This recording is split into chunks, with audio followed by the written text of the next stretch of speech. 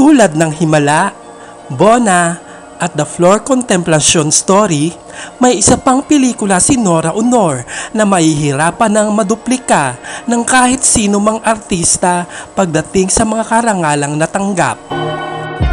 Kahit nga si Nora mismo ay mahihirapan ng lagpasan pa ang tinamong tagumpay niya sa pelikula lamang na ito, kung saan pinarangalan siya di lamang sa sariling bansa kundi sa iba't ibang parte ng mundo.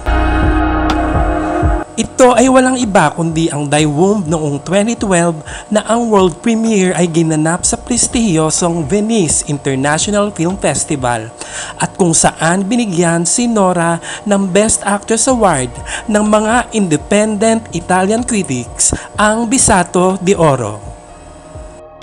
Sa nasabing pelikula ay 3 pang International Best Actress Awards ang nakamit ni Nora mula sa Hong Kong, Australia at Russia. Bukod sa 4 na International Best Actress Awards ay may 9 pang mga local awards ang nakamit naman ni Nora dahil sa mahusay na pagganap niya sa Die Womb. Ito ay mula sa Metro Manila Film Festival, Gawad Urian, Young Critics Circle, Gawad Pasado, Gawad Tanglaw, Gawad Tangi, Gawad Henyo, PPA Sisa Awards at Philippine Edition Movie Awards.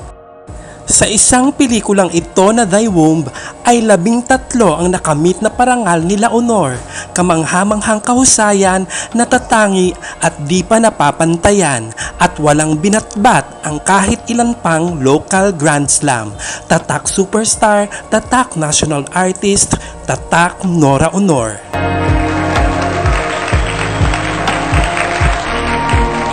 Maraming salamat sa panonood at hanggang sa muli.